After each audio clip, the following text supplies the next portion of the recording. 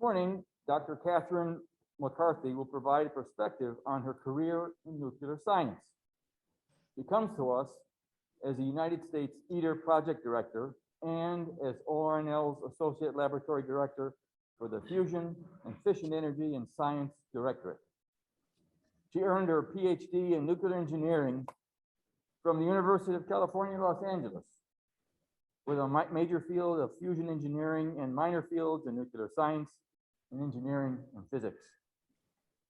She began her career at Idaho National Laboratory and sustained a fairly long career, 25 years, and held a variety of engineering and leadership roles with increasing scope and national responsibility. 3 years prior to joining ORNL, Dr. McCarthy served as Vice President for Science and Technology and Laboratory Director for the Canadian Nuclear Laboratories. Throughout her career, she has been invited to participate in several international scientific exchange and visiting scientist programs. She has earned numerous national awards and citations and has served on several national review and advisory committees. Recently, she was elected as a fellow of the American Nuclear Society in 2021. Her talk this morning is entitled From Fusion to Fission to Both at ORNL, Reflections on a Career in Nuclear R&D. Please welcome Dr. Kathy McCarthy.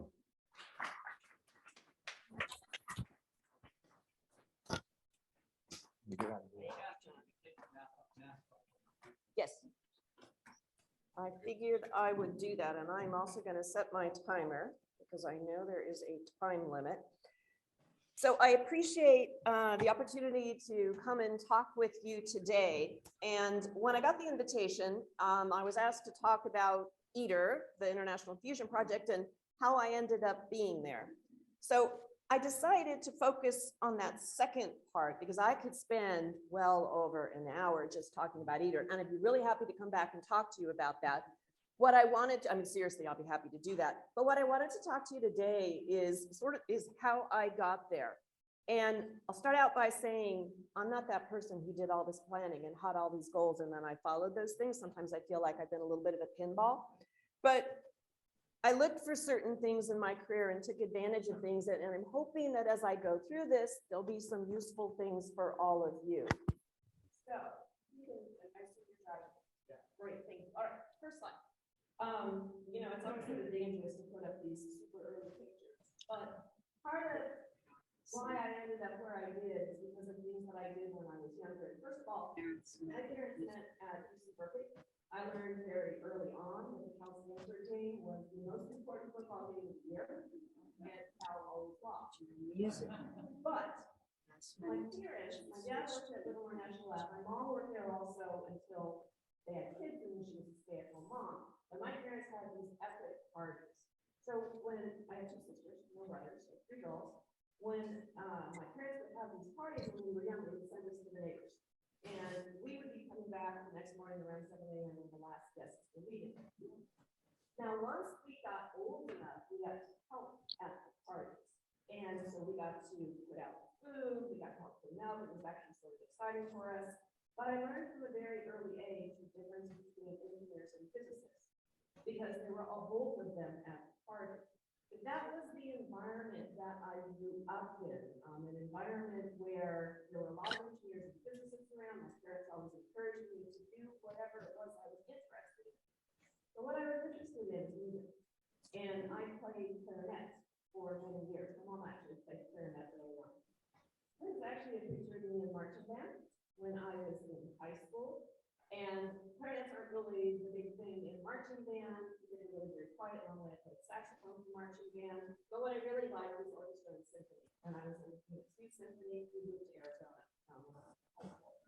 And really enjoyed that. And that was what I wanted to do for a career. I wanted to go into music. Now, I did well in physics and math and things like that in high school.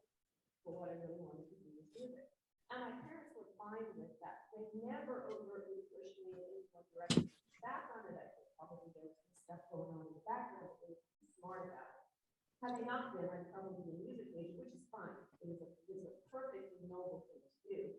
At the time, and I wouldn't enjoy it. I don't know what to do. At the time, the music programs in the schools were getting less and less funding and were going away. And so I thought, oh, well, maybe I need to think about something else. I like math, I like physics.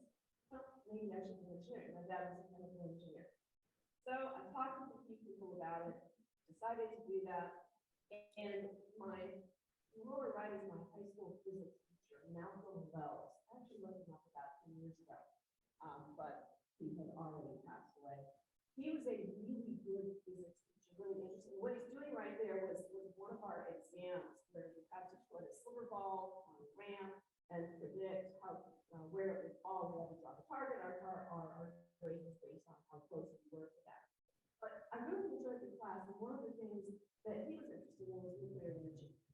And when I was in high school, or senior year in high school, 3 Mile Island happened. And so as the events Hey, Tony. talk to us about Tony, tell us his perspectives. He was very much the mic switched. We can't hear anything on Zoom. necessary for greenhouse gases necessary for the future.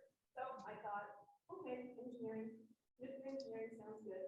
So I applied to the nuclear engineering program at University of Arizona, was accepted, and my first day of my undergraduate career, I was pursuing nuclear engineering career.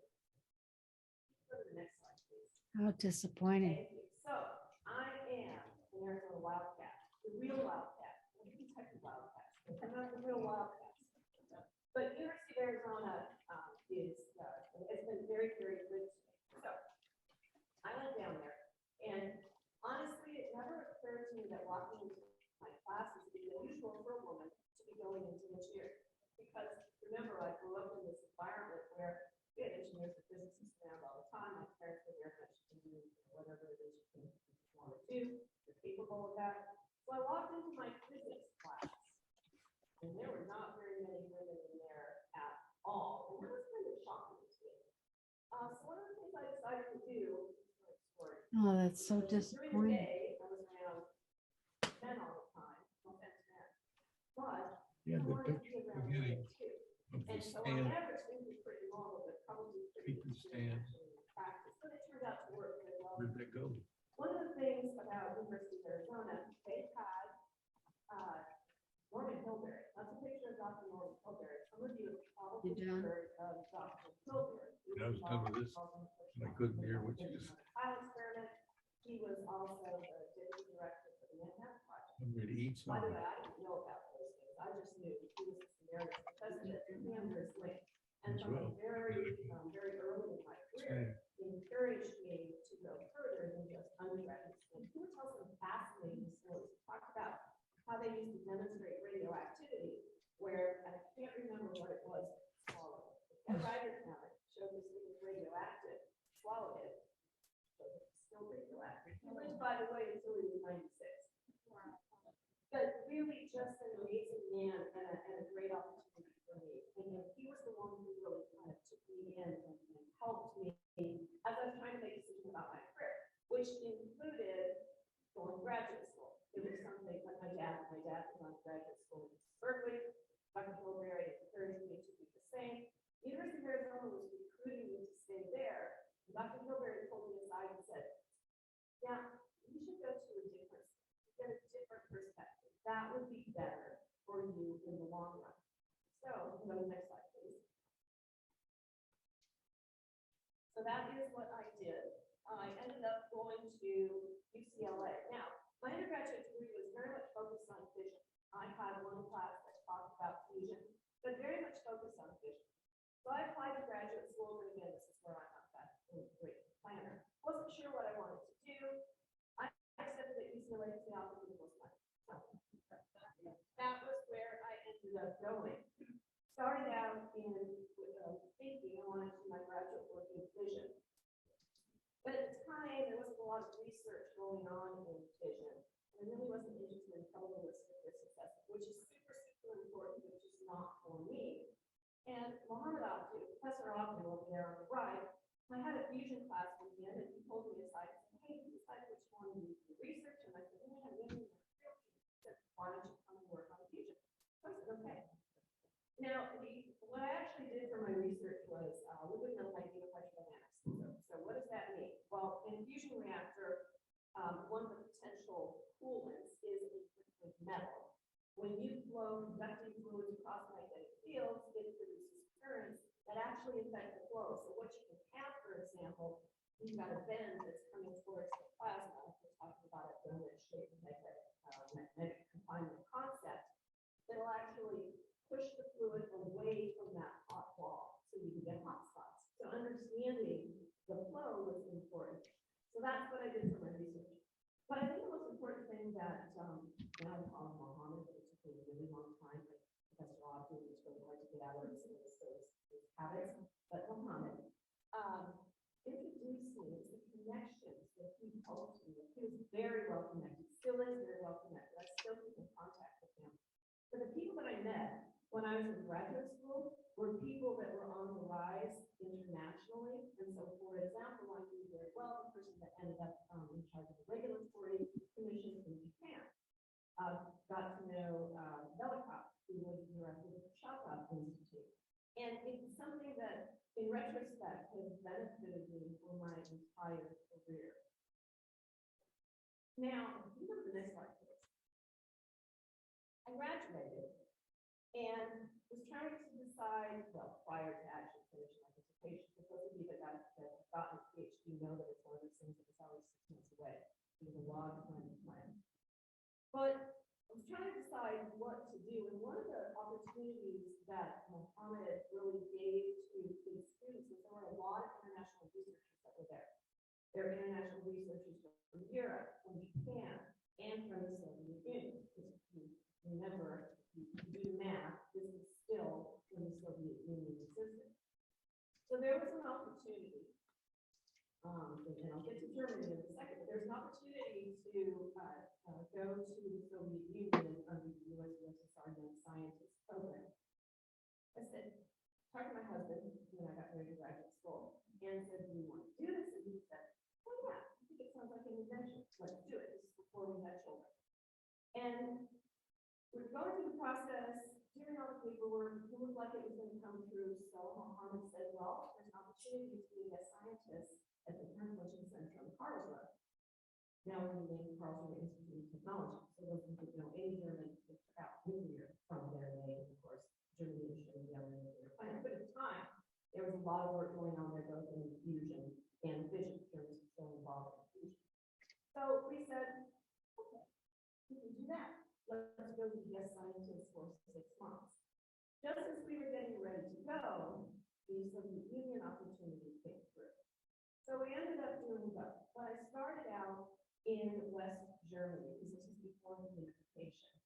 And it's interesting because before we went, we were thinking about Germany and the Soviet Union. So I grew up in Livermore. We moved halfway through my freshman year of high school. We had 3 kinds of drills. We had fire drills, earthquake drills, and red alerts. The red alerts were the commies that were bombs. Now, I didn't even know that at the time, right? But that is what it was. And so, going into the Soviet Union and knowing we were going to the Soviet Union, we were kind of nervous about that. Because, you know, it's Cold War, post-Cold War, but that was the environment that we grew up in. So we figured Germany, you know, that would be kind of normal. Soviet Union, oh, that would be kind of scary. What was really interesting is we found that we were far Americans, in my opinion, in our experience are far more like the Soviets than like the Germans. The Germans are just very, very rigid. Well, one of the things I didn't say early on, I am the granddaughter of immigrants. My mother's parents immigrated from Spain. I was nothing like my mother, I was exactly like my father. But that Spanish heritage is a big part of this. I have the whole Mediterranean going. So we went to West Germany, and it turned out to be a great experience. At the time, they had this big guest scientist program. Once reunification happened, they stopped doing that because they would bring more East Germans in and focus on that and the whole reunification thing. But this is an opportunity for me to continue the work that I had done in graduate school. This is sort of like a postdoc. They had experimental work there. I used it to benchmark the model that I had developed. And it was a really great opportunity. They had German lessons for all of the guest scientists, so that was kind of fun. So we did those things, took the opportunity to travel. One of the interesting things about being there was we got to so much vacation.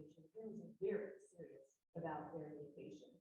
In the month of April, we get tons of religious holidays off. And just throughout the year, you have quite a bit of vacation. And we didn't use it all, even though we went to lots and lots of places. So as I was leaving, the coordinator of the guests said, well, we don't know what to do. We didn't use all your vacation. I said, oh, that's okay. Well, we can't pay you for it. He said, that's okay. Wow. I don't know how we can deal with students are super into their rules. So we ended up working that out. We went from Germany to the Soviet Union. Our visa came through at the very last minute. Now, when we were in Germany, we bought a car. We bought a old Volvo station wagon, sort of dark orange color. By the time we left Germany, we had kind of filled up with stuff. And we intended to drive to the Soviet Union all over land, couldn't get approval to do that. And so we ended up driving to Stockholm, Sweden, taking the ferry. And drove our car full of stuff onto the ferry. It was going to come in through this particular route. But I remember as we were pulling up to the port and I'm seeing all this Cyrillic, I'm thinking, oh my gosh, what in the world are we doing? We got our car off the boat, and it was interesting because we met a couple on the ferry that were diplomats at the French embassy. And Dmitri actually has a Russian grandmother, but there's somebody that we kept in contact with and was quite interesting and a good way to get information. So this was 1989, and pull our car in, a very scary looking guard comes over, gives us a piece of paper and tells us to write down everything that's in our car. So those of you that have been at Soviet Union back in those days, you had to write everything down, every piece of jewelry. It was all by hand. You kept tabs, and when you left, you had to show that you were taking all those things with you. Now we had a multiple entry visa, which was quite unusual at the time. So there was a person from the Frameoff Institute that was there to meet us, another person that we kept in contact with all these years later. And she was adamant that they were going to treat us right. And I spoke no Russian at the time. And she was having conversations, very heated conversations with the customs person, and then he picked her up. So now there's me and my husband. They take him off into another building. Turns out to be an old room with toilets that weren't being used, and they had him sit on the toilet, and then they asked him questions. And a lot of it was about, what are you bringing in your car, which again really was packed to the brim.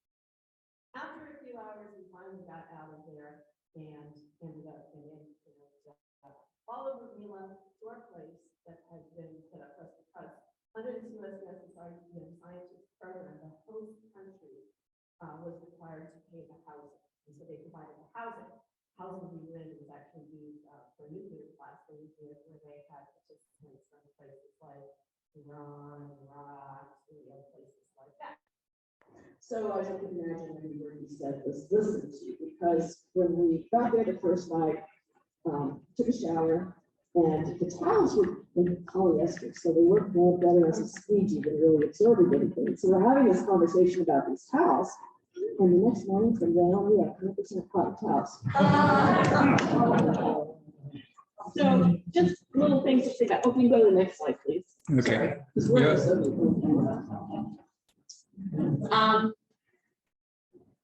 Our host was actually Khrushchev, but we spent 5 months in Leningrad. It was Leningrad then, and mostly at the Leningrad University, rather than going to the Frameoff. 5 months in Leningrad, 5 months in Riga, Latvia, and 2 months in Moscow. Now, those of you that know your history well, and the only reason I know it is because I lived it, would know that we were in Riga, Latvia when we declared independence. Now, one of the things that the DOE, Department of Energy, told us before we went over is stay away from any sorts of demonstrations, any big gatherings. We were right downtown when we were counting votes for independence. And it was a really exciting time to be there as the Soviets were overtaken. So remember also, there's not email, there's no international cell phones. If we wanted to call them for our parents, I had to call the operator, and in Russian, because by this point we realized we got to learn some Russian, and we're gonna probably starve. Explain the number that I wanted to call, and then it was something like $3 a minute, so we didn't do it very often. So what our family saw as the tanks had rolled into Riga, Latvia, which was true, but they weren't really around where we were in the kind of North Russia. We were in Leningrad when the wall came down, and we were having dinner with the couple that I told you about from the French consulate. This is in Leningrad, not the embassy consulate. He said, you know, today on the news, on our Radio France, they said that the wall came down in Berlin. We didn't have any advance notice of it. We're not even sure it happened. So on the net, of course, we realized, yes, it did happen. And on the TV in Russia, what we saw was, they said, they opened the gates, people went and looked, and then they went home. And it was probably 5 minutes on TV. My father-in-law taped the hours and hours and hours of coverage that we got to see when we came back. So just fascinating seeing things from different perspectives. And when we were in Riga, Latvia, there was a jamming tower right behind our apartment. And I have pictures of all these things that are actually in Idaho, not here. I would have thrown them up here. They pulled it down while we were there. They put the crosses back on the Russian Orthodox Church in Riga when we were there. They pulled down the Lenin statue that was right in front of our apartment. So just an absolutely amazing time to be there. And really great from a technical perspective. And I haven't really talked about that, but sometimes I think it's all these other experiences that sort of enrich what we do technically more than just the pure technical work. Okay, go to the next slide. Okay. So we had to get real jobs after our year-and-a-half adventure. And my husband's field is, his PhD is in, and that's my 20 minutes, so I'll finish up quickly. His PhD is in civil engineering. He does groundwater research, much more practical and broad demand than fusion. So we ended up going to Idaho National Laboratory because they had the fusion safety program. They led the fusion safety program. That's what I did for the first part of my career. Now, I also, because my management wanted me to, started working on fission as well, Generation 4, advanced reactors, the advanced fuel cycle program, and ended up in a management position again, not so much because I chose it, but because during one of the periods of when the MNO contractors, they implemented a matrix management where you do half-time management, half-time technical. They wanted me to do it. I said, okay. Then it was a bait and switch because a new contractor came in and I ended up having to do management full-time.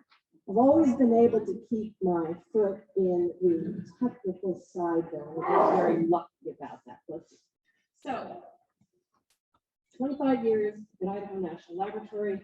I was approached by the team that had won the MNO contract at the Canadian Nuclear Laboratories. They were going from a go-go, government operated, government operator, operated to a go-co, government operated, contractor owned, like most labs here are run with changes and benefits and all sorts of horrible things.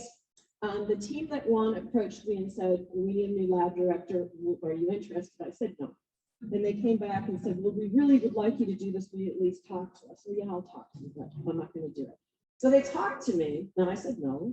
And then they came back and said, well, what would it take? And I talked to my husband and I said, and I came back to them and said, well, here's this and this. No, we're not going to do this. And they said, okay. And then I couldn't say that. So next slide, please. Went to the Canadian Nuclear Laboratories, a beautiful place, and those of you that have been there would know that winter is probably 9 months out of the year. Really exciting. I learned a lot in that, and it was really opportunity to upgrade the facilities that have wonderful researchers to kind of get them back into the mainstream.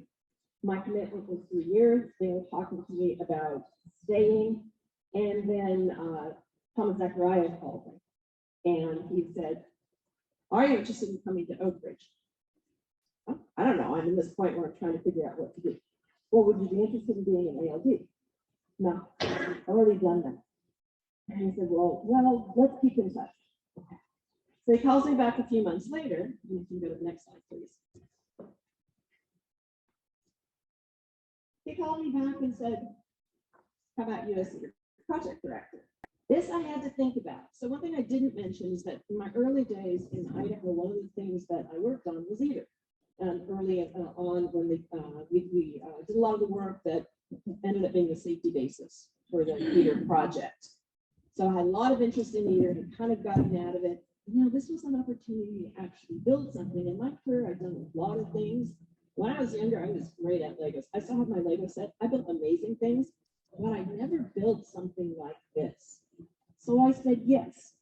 And it has been amazing. It was 2 years ago, unfortunately 2 weeks before COVID.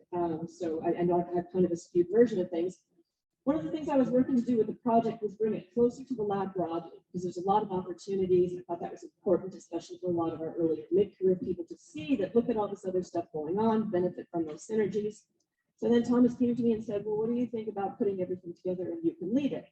Which at first I said no, but it made sense to me, made sense for the laboratory.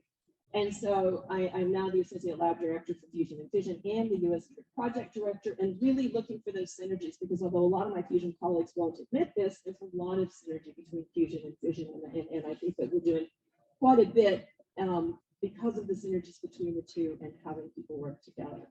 So if you can go to the next slide, which is my last one. So these are some things I learned. Kind of random set. Listen to your parents. Parents, listen to your kids. Because again, and I said this earlier, my parents had pushed me in one direction. I'm 99% sure I would have gone the other, because that's sort of how I was. So have conversations, don't push.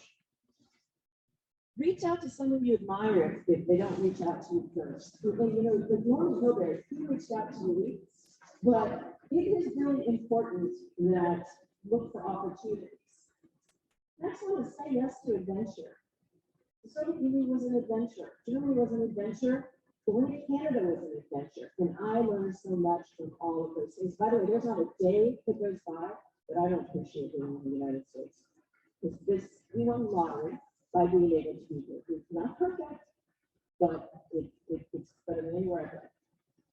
Don't assume you need all the skills listed in a job posting. Now, by the way, I'm directing this a bit more at the women than the men, because the studies show a woman is not likely to apply for a job unless she thinks that she has 99% of the skills listed. Then you guys are much more confident, you don't even know half.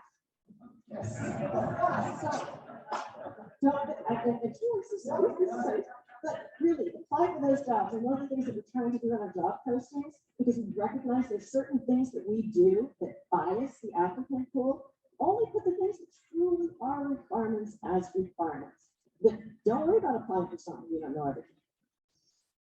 Remember to do that from the beginning. It doesn't matter what point you are in your career, you can help somebody. And I grew up in an environment where it wasn't a big choice for me to be an engineer, to be a female in engineering, but I know that's not true for everybody.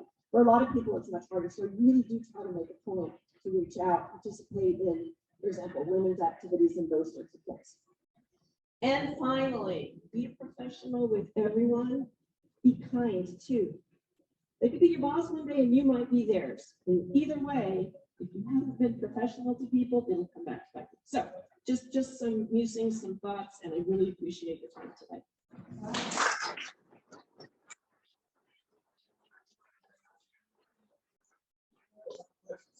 So you know some pretty exciting news about Eager, if you don't mind staying for just a minute or so. You know, last week. Could you just point that in a little Hey, are you talking about Jet?